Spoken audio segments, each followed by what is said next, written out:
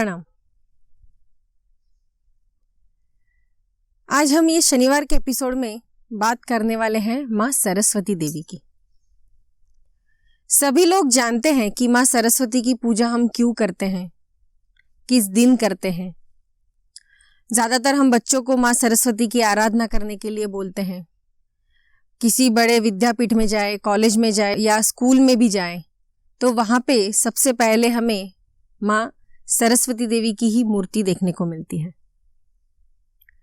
तो ब्रह्मा जी की पत्नी ऐसी सरस्वती माँ, जिनको हम काफी नाम से संबोधित करते हैं, जैसे माँ शारदा देवी, वागेश्वरी, वाग्वादिनी, ऐसे कई नामों से हम सरस्वती देवी माँ को संबोधित करते हैं।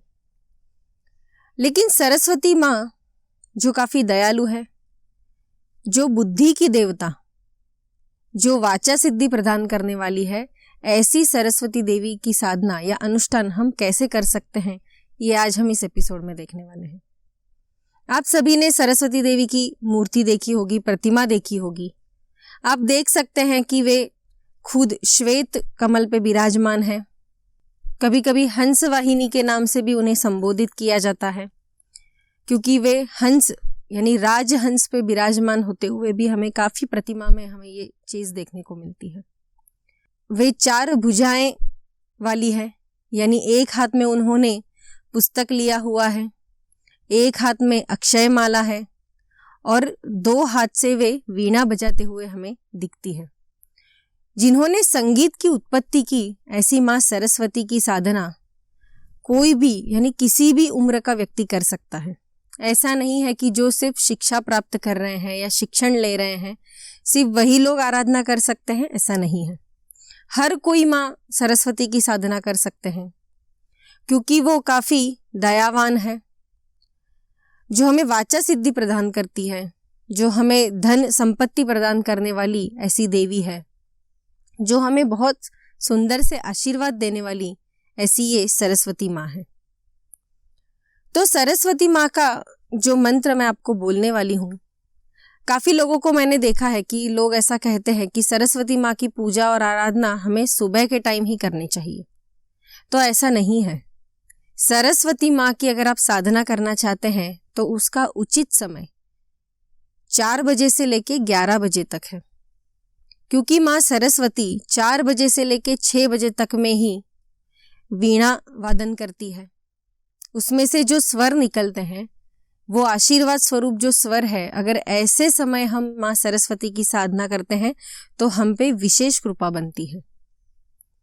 तो माँ सरस्वती का जो मंत्र है वो काफी साधारण सा मंत्र है। काफी वेदों में, ऋग्वेद हो फिर यजुर्वेद हो, उसमें माँ सरस्वती के बहुत सारे मंत्र भी दिए गए हैं। कुछ लोग बहुत ही बड़े मंत्र की भी साधना करते हैं।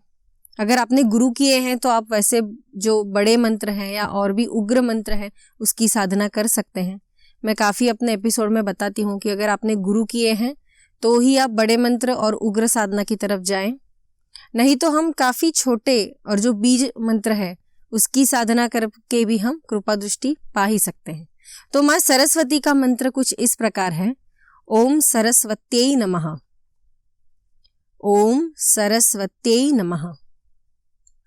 आप जब ये मंत्र की साधना शुरू करेंगे तो 4 बजे से लेके रात के 11 बजे तक हम ये मंत्र साधना कर सकते हैं। आपको प्रश्न पड़ेगा कि रोज कितनी माला करनी है, तो ऐसा कुछ नहीं है। अगर आप 11 बार भी ये मंत्र की साधना करते हैं, 21 बार करते हैं, अगर आपके पास समय है तो आप 1 माला कीजिए, 11 माला कीजिए। आपको जितना समय है उसमें से थोड़ा समय हमें सरस्वती माँ की साधना करने के लिए व्यतीत करना है।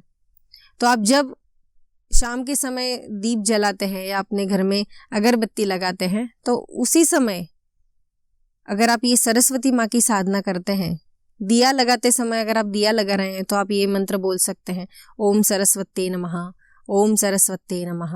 अपने छोटे बच्चों को भी ये मंत्र सिखाएं, उन्हें भी इसका उच्चारण करने के लिए बोलिए, ताकि वे जो भी कुछ पढ़ रहे हैं, जो भी कुछ शिक्षण ले रहे हैं, या कुछ बाहर के देशों में जाके भी कुछ लोगों के बच्चे होते हैं जो घर से दूर रह के शिक्षा प्राप्त करने के लिए कहीं बाहर गए हैं, तो उनको भी ये चीज़ करने के लिए बोलिए कि वो जहाँ कहीं है वहाँ पे सिर्फ 5 मिनट या 10 मिनट अगर वे सरस्वती माँ की साधना करते हैं पूरे दिन में, तो भी काफ़ी उन्हें उसका प्रभाव देखने को मिलेगा।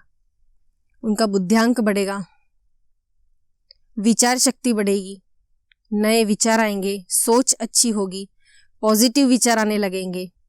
तो ऐसे जब आप सरस्वती माँ की साधना करते हैं, तो अगर आप अनुष्ठान करना चाहते हैं सरस्वती माँ का, तो आप 5 दिन का अनुष्ठान कर सकते हैं। समय तो आपको पता है, शाम को यानी 4 बजे से लेकर 11 बजे तक। जब आप अनुष्ठान शुरू करेंगे तो सबसे पहले हमें गणपति की साधना करनी है पहले दिन, यानी ओम गंग गणपतये नमः ये मंत्र 11 बार करना है।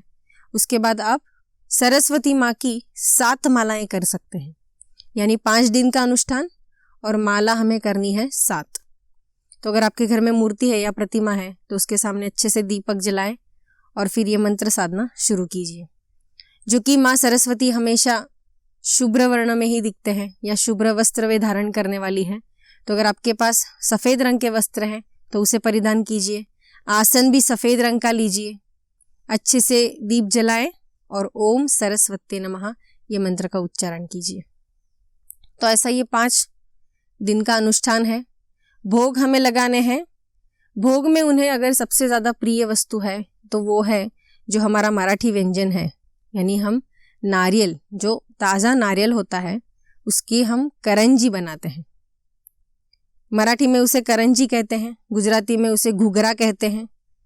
तो ये जो व्यंजन है, ये जो महाराष्ट्रियन व्यंजन है, वे आप सरस्वती माँ को भोग में दिखा सकते हैं।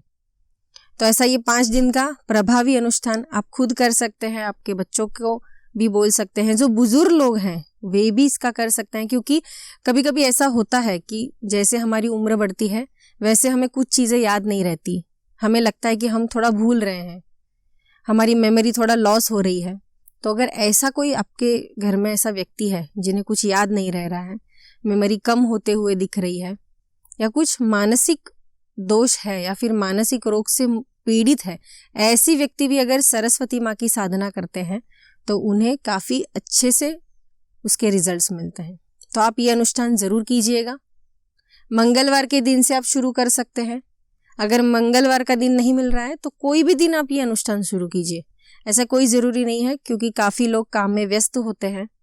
तो आपको जो दिन शुभ लगे उस दिन से लेके 5 दिन तक आप ये अनुष्ठान कर सकते हैं। तो ये सरस्वती माँ का अनुष्ठान आप कीजिए अपने घर में और फिर मुझे बताइए कि आपको कैसा लगा, आपके घर में कैसी एनर्जी आ रही है, आपको कैसे अनुभव हो रहे हैं। ये सारे अनुभव आप मेरे साथ शेयर कर सकते हैं। तो मिलते हैं हम अगले एपिसोड में ऐसे ही एक अच्छे से अनुष्ठान के साथ। तब तक के लिए हमारे इस वीडियो को शेयर और लाइक कीजिए, हमारे इस चैनल को सब्सक्राइब कीजिए और जो भी अनुभव आपको आ रहे हैं वो हमारे साथ आप शेयर कर ही सकते हैं।